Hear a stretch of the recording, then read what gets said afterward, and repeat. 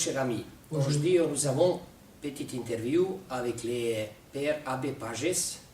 On va savoir un peu plus au niveau de son travail. Bonjour, Père. Bonjour, frère. Bonjour, cher frère. Je voudrais savoir un peu plus au niveau de votre travail, si vous pouvez nous expliquer votre mission Oui. et qu'est-ce que vous faites comme votre travail au niveau de l'évangélisation des musulmans. C'est ça. Et donc, effectivement, moi, je me suis lancé... Si vous pouvez juste regarder. Ah, d'accord, excusez-moi. Voilà. Alors, je me suis lancé dans cette mission d'évangéliser les musulmans parce que je me suis aperçu que, malheureusement, en Occident, l'apostasie est telle que les chrétiens eux-mêmes sont persuadés que l'islam est une religion comme une autre, et même une bonne religion. Ce qui fait qu'ils ne cherchent pas à évangéliser les musulmans. Ils ignorent que l'islam, par nature, a pour vocation d'imposer dans le monde entier la charia, qui est la loi d'Allah, et de se substituer au christianisme qui, pour lui, est la pire abomination qui soit. Car dans le Coran, le seul péché que Allah ne peut pas pardonner, Sourate 4, verset 48, c'est de croire à la Trinité. L'islam venant après le christianisme est nécessairement l'antichrist. Qui peut venir après le Christ, sinon l'antichrist? Jésus nous a annoncé qu'après lui viendraient de faux prophètes et des antichrists. Eh bien, l'islam vient pour détruire l'œuvre du Christ, car dans le Coran, Jésus n'est pas mort, il n'est pas ressuscité, donc nos péchés ne sont pas effacés. C'est comme si Jésus n'avait rien fait. Il n'est qu'un prophète parmi d'autres qui annonce la venue de Mahomet. Et qu'est-ce qu'apporte Mahomet au monde, après Jésus?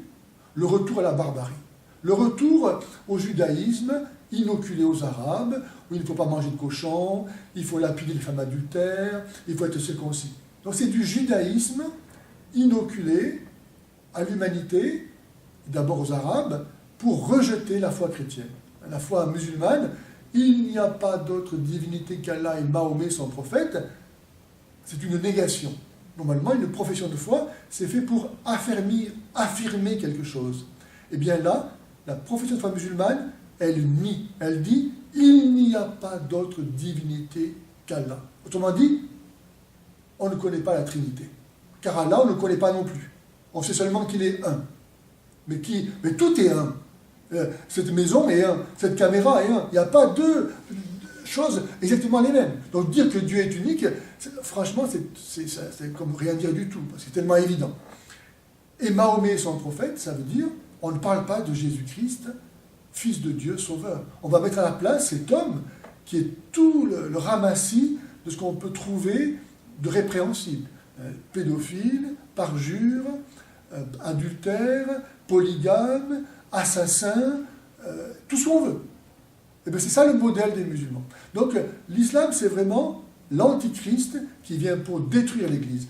Et moi, j'espère et je prie, surtout en ce jour où nous fêtons les apparitions de Notre-Dame de Fatima, qui a parlé de la Russie et qui a dit que viendrait un temps de paix suite à la conversion, qui j'espère va produire cette unité. Car Jésus a fait de l'unité des chrétiens, Jean 17, 21, il a prié en disant « Père, qu'il soit un comme nous sommes un, afin que le monde croie que tu m'as envoyé. » Si les orthodoxes et les catholiques sont capables de ne faire qu'un comme Jésus le veut, alors nous serons forts, car l'union fait la force et ce sera la condition pour que nous puissions sauver l'héritage que nous avons reçu de nos pères et qui est la vérité. Sans le Dieu qui est à la fois un et trine, il ne peut pas y avoir de paix. Car un Dieu unique n'accepte pas l'altérité, n'accepte pas la différence. Et le polythéisme n'a pas la capacité d'unir tous ceux qui sont divisés par différentes croyances. Seul le Dieu qui est à la fois le même est différent, car le Père n'est pas le Fils n'est pas le Père, le Saint-Esprit n'est ni le Père ni le Fils, et ni le Père ni le Fils ne sont Saint-Esprit, et pourtant ils sont tous les trois un seul et même Dieu, qu'ils sont tous les trois ensemble. Et bien seul ce Dieu-là peut donner la paix au monde, parce qu'il est capable de respecter la différence. La différence, non pas l'opposition, non pas la contradiction. On ne peut pas dire à la fois une chose et son contraire. Mais dans la Trinité, on ne dit pas une chose et son contraire. On ne dit pas il y a une nature divine et trois natures. On dit il y a une nature et trois personnes. Ce n'est pas la même chose. Ici, avec mon ami, nous avons la même nature humaine, mais nous sommes deux personnes différentes. Donc dans la Trinité, on dit il y a une nature et trois personnes. Ce n'est pas contradictoire. Et donc seul ce Dieu-là est capable d'accepter la différence. C'est pour ça que nous devons, nous, orthodoxes et catholiques, par amour de Jésus, qui a fait qu'une église, et qui a dit qu'il y aurait un seul pasteur pour être un, alors nous pourrons sauver le monde par notre communion. Alors je prie pour ça, et surtout en cette fête de Notre-Dame de Fatima, qui est apparue au ciel, qui a montré l'enfer aux enfants dans un lieu appelé Fatima. Pourquoi Fatima? À mon avis, c'était pour parler aussi aux musulmans, pour dire aux musulmans, les chrétiens croient eux aussi à l'enfer. Car aujourd'hui en Occident, on ne parle plus de l'enfer. On ne sait pas que Jésus est venu nous sauver de l'enfer. Jésus, en Luc 19,10, il dit « Je suis venu chercher et sauver ce qui était perdu ». Autrement dit, nous sommes tous perdus. On va tous en enfer. Si on ne prend pas la main de Jésus, on va en enfer. Nous aussi, chrétiens, nous croyons à l'enfer. Donc, nous, chrétiens, il nous faut retrouver ce sens du salut que Jésus est venu nous donner au monde. À l'Occident, aujourd'hui, on dit « Dieu est tellement bon, tout le monde ira au paradis ». Donc, que tu sois musulman ou pas, c'est pas grave. Que tu sois pécheur ou pas, c'est pas grave. Tu iras au paradis aussi. Donc, nous n'avons plus de force, car plus rien n'a de sens. Et notre mission, est-ce que vous pensez qu'on va gagner dans l'avenir pour stopper l'islamisation de l'Europe blanche?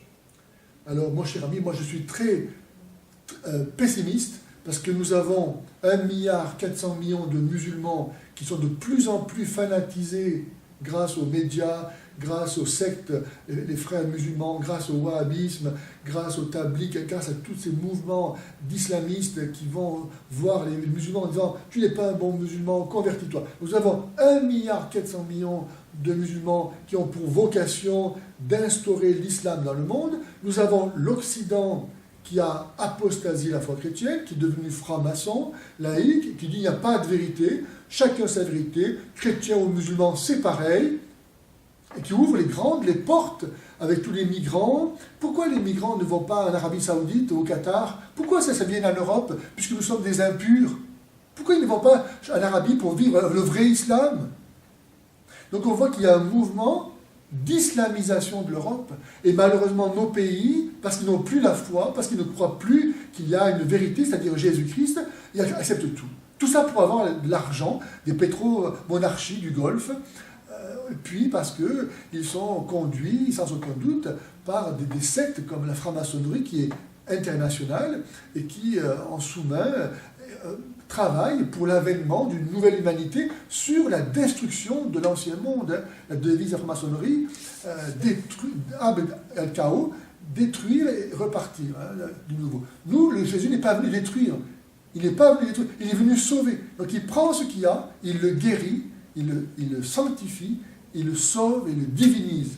Dieu, sa création, il l'aime. Il n'est pas venu pour la détruire, faire autre chose.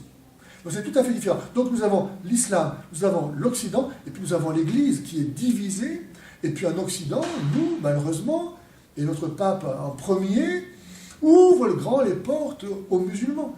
Alors que Saint Jean dit, dans la deuxième épître, il dit « Si quelqu'un vient à vous sans apporter l'Évangile, ne le recevez pas chez vous. Quiconque le salue participe à ses œuvres mauvaises. » Moi, si je suis responsable, je ne vais pas accepter que quelqu'un vienne dans ma famille avec l'islam, parce que je ne veux pas que mes enfants soient islamisés. Et pourtant, nos dirigeants, et même dans l'Église, acceptent que les musulmans viennent islamiser l'Europe.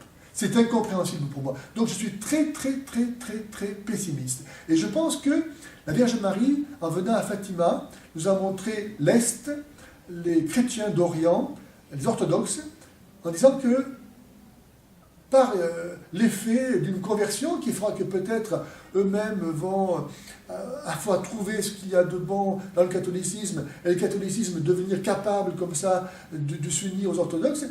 Je crois que grâce notamment avec la Russie, avec Poutine, qui eux rejettent l'homosexualité, le mariage homosexuel, l'avortement, etc., on va retrouver des bases saines pour résister à cette islamisation qui est une catastrophe. L'islam n'a jamais rien apporté de bon au monde. Il a toujours détruit, stérilisé tout ce qu'il a conquis. Qu'est-ce que vous pensez des peuples serbes? Parce que j'appartiens aussi, je suis français, et j'appartiens aussi de ces peuples. Je suis fier, et toujours je dis, et je respecte toujours le peuple français. Je suis battu pour le peuple français, et je vais rester jusqu'à bout avec le peuple français. Qu'est-ce que vous pensez dans la situation actuelle à Serbie avec les progressivités de l'islam, Kosovo et la Bosnie? Nous savons que ce sont les États-Unis qui sont venus créer ce petit État du Kosovo pour introduire dans l'Europe le germe de la division, empêcher son unité, afin de pouvoir manipuler l'Europe qui sera divisée et islamisée. Nous savons que beaucoup de djihadistes qui sont partis à Daesh sont partis de Bosnie-Herzégovine, sont partis du Kosovo, parce qu'il y a là un foyer d'islamisation radicale au cœur de l'Europe. Et ils ne vont pas simplement partir en Syrie pour faire le djihad, mais ils vont évidemment partir dans toute l'Europe, puisqu'il n'y a plus de frontières. Donc c'est très facile, avec cette implantation d'un État musulman au cœur de l'Europe, de détruire l'unité de l'Europe. Et les Serbes, malheureusement, ont été attaqués sans aucune légalité par les États-Unis, qui n'ont pas suivi les procédures prévues dans ce cas-là, éventuellement par les États-Unis, par les règlements des Nations Unies. Donc on voit bien qu'il y a une volonté des États-Unis partout de favoriser l'islamisation, que ce soit dans les républiques ex-soviétiques, ils ont développé l'islam pour contrer l'avancée du communisme. Après, ils se retrouvent avec cet enfant qu'ils ont engendré et qui se retourne maintenant contre eux. Mais ils ont fait ça aussi en Serbie, ils font ça au Liban, partout. L'islam s'est développé grâce aux États-Unis, qui voulaient lutter contre le communisme, soi-disant. Mais il y a un accord, en fait, entre les États-Unis et le pétrole, pour avoir du pétrole, n'est-ce pas? Mais je crois aussi que pour les maîtres du monde, un peuple musulman est le peuple rêvé, car musulman, ça veut dire soumis. Et soumis à quelque chose qui est arbitraire. Allah, on ne le connaît pas, on ne le connaîtra jamais. Ce qu'il dit être bien, c'est bien. Il pourrait dire que c'est mal, ça serait mal aussi. Il n'y a pas de nature, il n'y a rien qui existe et en quoi Dieu donne du respect. Donc, il peut très bien détruire ce qu'il fait, il n'y a pas de logique, il n'y a pas de raison. Et donc, un peuple qui est soumis à un Dieu qui n'est pas lié à la raison et qui est cruel, qui terrorise, c'est un peuple qui est rêvé pour les maîtres du monde. Si tout le monde devient musulman, alors c'est un peuple qui est facilement exploitable. Ils ne vont jamais réfléchir à ce qui se passe. Il suffit qu'on leur dise que ce soit au nom d'Allah, ils vont obéir. Donc il peut y avoir une alliance très possible entre le pouvoir de l'argent et l'islam. Cher ami, dans cette petite interview, vous pouvez regarder la vérité, situation, qu'est-ce qui se passe en France, qu'est-ce qui se passe en Europe, à cause de quoi, et les combats de Père Pages. Il vous expliquer son travail et espérons on va gagner pour bloquer l'islam et pour résister, pour rester l'Europe comme on nous connaît et la France aussi. Merci bien pour votre attention. Merci. Merci beaucoup.